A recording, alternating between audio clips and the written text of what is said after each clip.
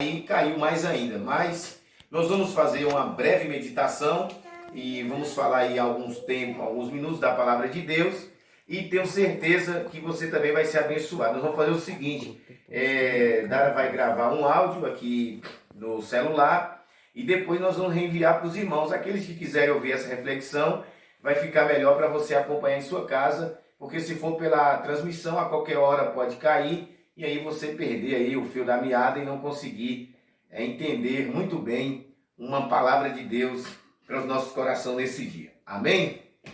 Graças a Deus. Eu quero ler um texto muito conhecido, um texto da palavra de Deus, que está registrado em Marcos, capítulo de número 4. Evangelho segundo a narrativa de Marcos, no capítulo 4 e o versículo 36 a seguir. Glória a Deus. Sabemos que Deus é bom e a sua bondade dura para sempre. Marcos, capítulo de número 4, a partir do versículo 36. Aleluia. Glória a Jesus. Uma palavra que com certeza vai trazer edificação para os nossos corações. Marcos, capítulo 4, versículo de número 36 a seguir, está escrito assim. E eles, deixando a multidão, o levaram consigo, assim como estava no barco. E havia também com ele outros barquinhos. E levantou-se grande temporal de vento, e subiam as ondas por cima do barco, de maneira que já se enchia, e estava na polpa dormindo sobre uma almofada. Então despertaram, dizendo: Mestre, não se te dá que pereçamos? Outros textos, em outras traduções, dizem: não se importa que morramos? E ele, despertando, repreendeu o vento e disse ao mar: Cala-te, aquieta-te. E o mar se aquietou e houve grande bonança. Disse-lhe: por que sois tão tímidos? Ainda não tendes fé? Então sentiram grande temor e diziam uns aos outros: mas quem é este que até o vento e o mar lhe obedecem? Graças a Deus, aleluia, aqui está a palavra do Senhor Jesus, que nos foi dita por meio da narrativa do evangelista Marcos. A Bíblia nos mostra que, apesar de servirmos ao Senhor, apesar de estarmos na presença do Senhor, nós não estamos isentos de passarmos por tempestades, de passarmos por adversidades. E nós entendemos nesse texto que os discípulos, juntamente com Jesus, estavam trabalhando, estavam produzindo para o reino. Jesus tivera um dia muito cansativo, fadigado, depois de muito pregar, de muito ensinar, orar pelo povo, atender a necessidade do povo. Agora ele quer passar para outra margem, quer levar a palavra, quer fazer a obra em outros lugares. E, no entanto, como homem, ele sente cansaço, ele sente fadiga. E então ele pega aquele barco que estava sendo usado como meio de transporte e vai descansar, e vai deitar. E acabou-se por dormir devido ao cansaço daquele dia fadigante. E a Bíblia diz que, de repente, quando eles menos esperavam, homens experientes naquele costume de atravessar o mar, naquele costume de remar, então para eles poderia ser apenas mais um dia qualquer, era apenas mais uma travessia qualquer, mas quando de repente diz as Escrituras que logo eles foram surpreendidos por uma tempestade incomum. Há um texto na Bíblia que diz tão grande tempestade. Isso quer dizer que eles estavam acostumados, hora ou outra, a passar por uma adversidade, mas naquele dia foi tão grande, foi sobremaneira, que eles entenderam que foi tão grande, ou seja, sobremodo, a ponto de eles ficarem estarrecidos, atemorizados, quando a Bíblia diz que de repente eles começam a sentir medo, porque as ondas do mar se levantou, as ondas do mar se embraveceu, o vento fazia com que as ondas se elevassem, e os discípulos começaram a imaginar que aquela embarcação não suportaria tamanha tempestade, e eles estavam vendo diante de seus olhos que a qualquer momento eles estariam sucumbidos por aquela tempestade. E a Bíblia diz que no meio daquele temor, no meio daquele terror, se olhasse para a esquerda não tinha saída, se olhasse para a direita não tinha saída, se olhasse para a frente não tinha saída, para trás não tinha saída. Então tudo que eles tinham naquele momento era apenas olhar para quem estava dentro do barco. Mas eu quero deixar um detalhe aqui para nós não esquecermos disso, que muitas vezes nós não esquecemos de olhar para o Senhor e deixamos para olhar para Ele só quando não temos mais outra alternativa. Eles estavam no mar, o mar fala de instabilidade, ninguém tem firmeza sobre o mar, é a vida que nós vivemos. Nós podemos estar bem hoje, mas não sabemos se vai estar amanhã. A vida é cheia de incerteza, ela é instável, mas há uma coisa que você jamais pode esquecer, que por mais que o vento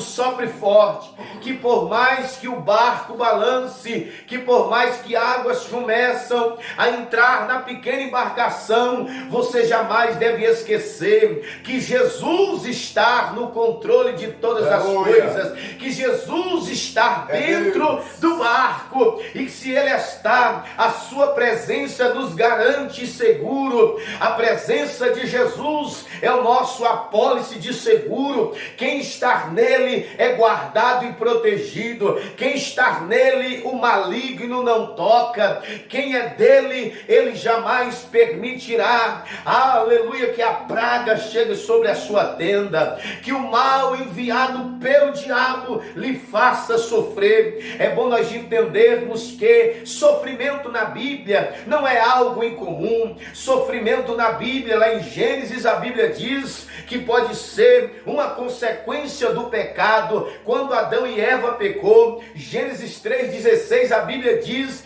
que eles teriam que suar, teriam que ter dores, a terra produziria espinho, e assim seria uma vida muito difícil. Ali já iniciou um certo sofrimento devido ao pecado. O pecado traz sofrimento, traz consequência. A Bíblia também diz: aquilo que o homem semeia, ele também colhe. Então aqueles que vivem uma vida que não é em conformidade à palavra de Deus, atrairá sobre si também sofrimento. A Bíblia diz também que há sofrimentos causados diretamente pelo diabo, quando a Bíblia diz em João 10:10 que o diabo veio matar, roubar e também destruir. É ele que traz muitos males nos lares, nas famílias, nas sociedades, nas nações. Como também a Bíblia diz que este mundo jaz no maligno. Ele não tem todo o controle soberano está na mão de Deus, mas como a Bíblia diz, o sistema que opera neste mundo está na mão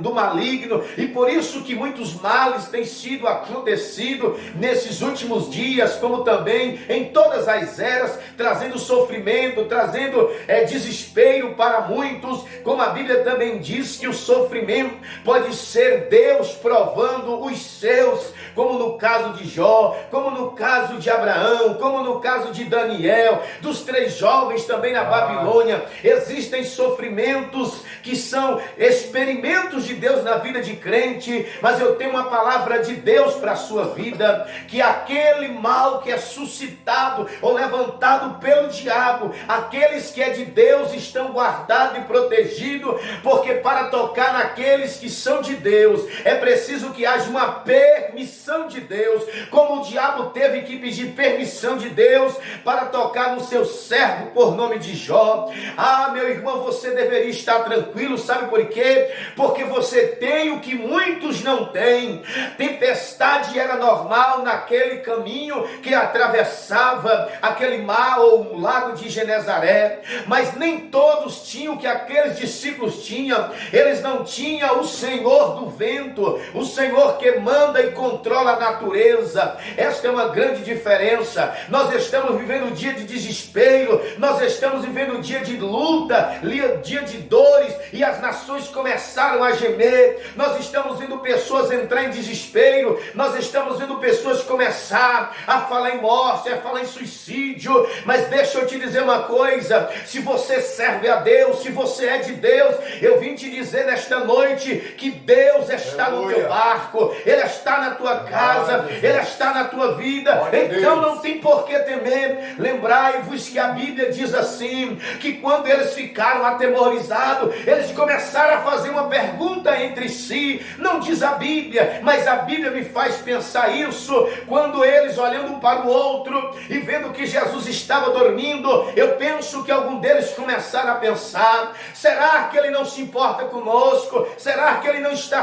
nos vendo? Será que Ele vai nos deixar perecer nesta situação? Será que Ele não vai fazer nada? Será que vai terminar assim a nossa vida, sucumbidos sobre estas águas? Mas a Bíblia diz que quando Jesus levanta, que foi despertado por Ele, Jesus olha para eles e diz assim: homens de pequena fé, homens, porque sois tão tímidos no uso da vossa fé? O que Jesus estava dizendo para eles era o seguinte: olha, eu já dei autoridade a vocês, eu já deleguei autoridade a vocês, vocês nem precisariam me acordar, vocês poderiam ter usado o poder da fé para paralisar este mar, vocês poderiam ter usado a autoridade do meu nome para aquietar esta tempestade, e por eles não ter tido esta coragem, Jesus levantou e acalmou-se aquela tempestade e fez-se grande bonança naquele lugar. Eu queria dizer para você que aquela tempestade, ela ensinou os discípulos muita coisa, como também quer ensinar a mim muitas coisas que devemos aprender nesses últimos dias. Elas nos ensinam que tempestade não marca dia, tempestade não marca hora. A meteorologia jamais vai conseguir identificar certos tipos de tempestade, porque tem tempestade que é de repente, como por exemplo, o mundo estava indo muito bem, ou estava indo muito melhor do que está agora. Me diga quem era o cidadão que há 3, 4 meses atrás dizia que o mundo estaria nesse caos, que o mundo estaria nessa reviravolta, porque há tempestades que elas são inesperadas, como também elas são inevitáveis. Mas eu vim também te dizer aqui, que se você tiver medo diante dessa situação, o medo vai paralisar a sua fé, vai bloquear você de ver Deus do teu lado, de acreditar na soberania dele. Então não tenha medo, tenha fé. Saiba que o mesmo Jesus que morreu no madeiro por amor a você, é o mesmo Deus que está nesta causa, é o mesmo Deus que está no controle do universo, é o mesmo Deus que está no controle desta situação. As coisas não fugiram do seu governo. Oh, meu irmão, acredite, tenha fé que aquilo que não é para tocar em você, não vai tocar, não vai chegar. E se chegar por uma permissão de Deus, saiba que Deus sempre tem o melhor caminho para os seus. Esta tempestade nos faz entender que Jesus, mesmo ele estando calado, ele estando quieto, ele ainda continua sendo Deus. E os discípulos não conseguiram entender isso, por ele não estar fazendo milagre, por ele estar deitado, por ele estar calado. Os discípulos entenderam como indiferença. Ei,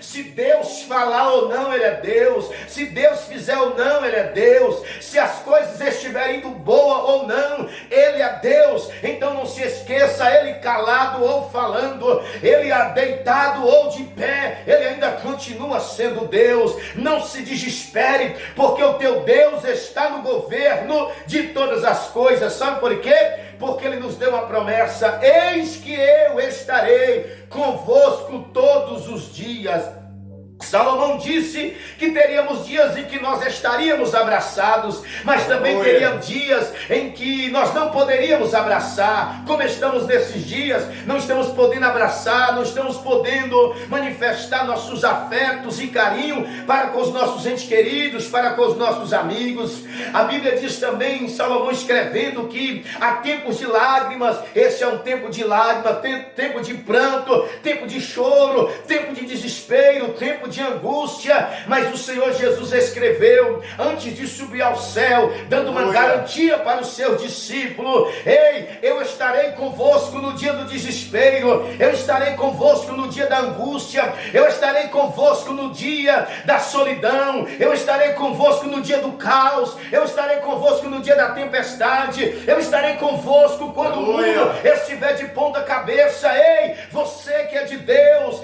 fica tranquilo, porque você tem o Criador contigo. Ele é o teu Senhor, Ele é o teu guardador, Ele é o teu fiel amigo. Essa tempestade, como nós estamos atravessando, ela vai nos motivar a viver uma fé eficaz, uma fé superlativa, uma fé maior, uma fé mais qualitativa, porque todas as coisas passam pelo governo de Deus. Deus permite muitas coisas, não é para nos matar, mas é para nos aprimorar, para nos aperfeiçoarmos. Aleluia! Os discípulos ouviram falar de fé, os discípulos conheceram a teoria da fé, talvez eles já tinham até a teologia da fé, talvez eles poderiam até ensinar sobre fé, mas a fé genuína não é aquela teórica, não é aquela que aprendemos apenas. A fé genuína é aquela que nós usamos na hora que mais precisamos. É numa hora dessa que a fé de muitos vai começar a mostrar quem é a minha e quem é a tua fé.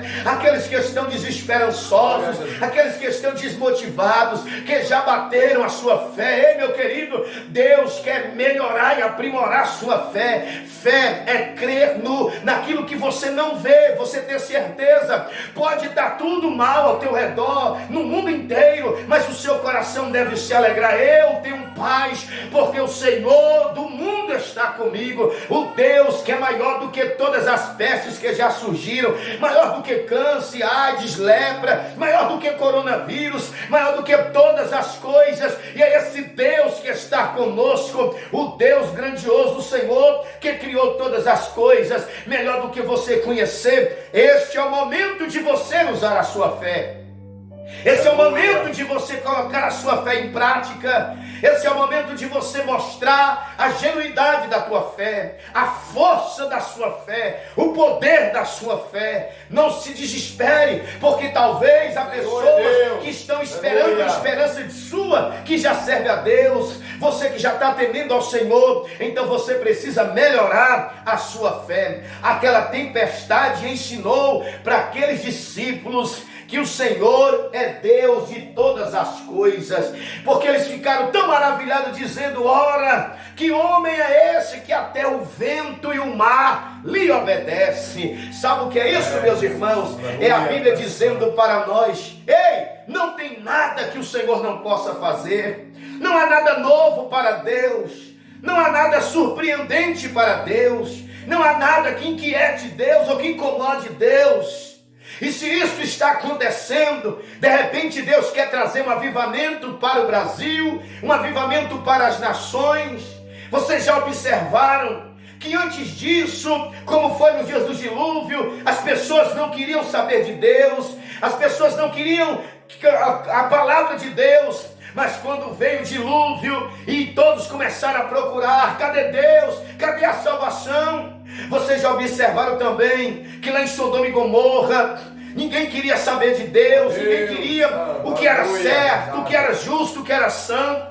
E o povo prevaricava, o povo zombava, o povo só queria os prazeres da carne. Mas quando veio o fogo e consumiu toda aquela cidade, que as pessoas puderam entender que era tempo de buscar ao Senhor. Às vezes Deus usa o caos para chamar a atenção da nação, para a atenção do planeta. Você já imaginou como que até mesmo os fiéis estavam se afastando de Deus? Muitas vezes em casa apenas nos empanturramos de entretenimento, nos enchendo apenas de coisas que distraem a mente, mas não edifica a fé e não fortalece o nosso espírito. Você já percebeu quantos de nós e quantos de outros também estão muito preocupados com a questão da saúde física? Isso é muito bom, cuidar do corpo, do templo do espírito, mas poucos têm pensado em enrijecer a sua alma, em se preparar para encontrar com o Senhor, o Salvador Jesus Cristo.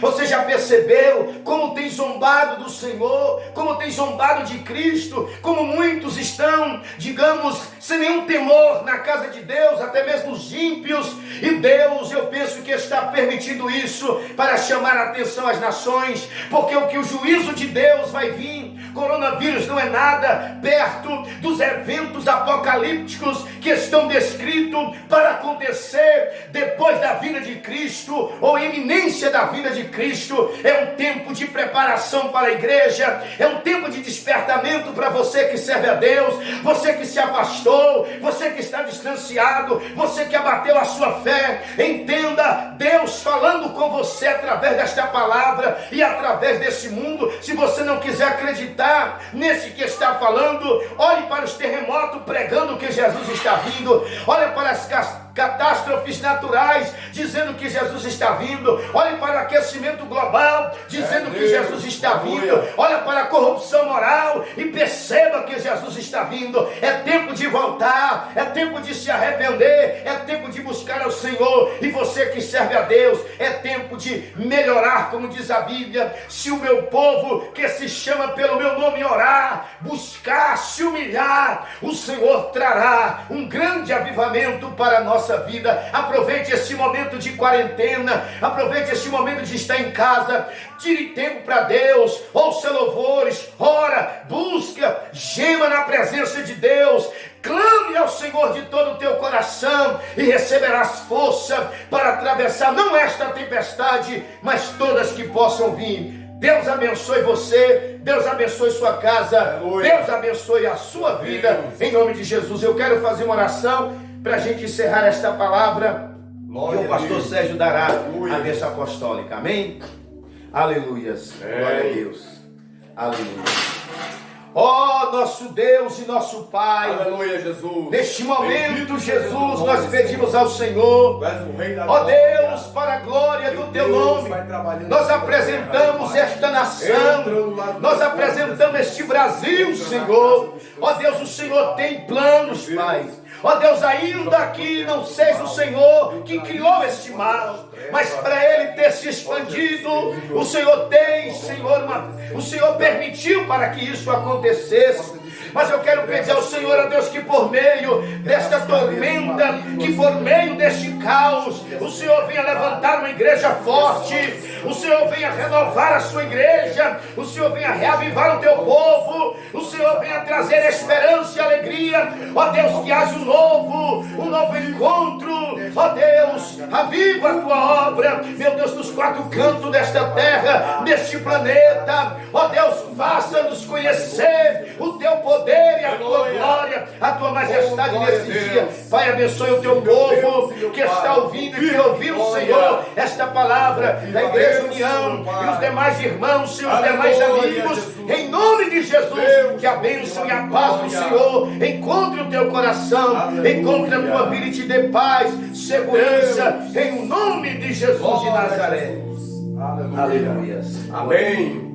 Graças a Deus. Aleluia. Que a praga não encontre a sua casa, meu irmão. Que a praga não encontre o teu lar, não encontre a sua família, não encontre os seus. Que Deus te dê o livramento, que Deus te dê a paz. Aleluia. Que o Senhor Jesus guarde você e a sua casa, os seus em toda a terra, para a glória do seu santo nome. O amor de Deus e a graça do nosso Jesus Cristo, que excede todo entendimento, seja sobre todos, e a paz do Senhor Deus abençoe, em nome de Jesus. Amém.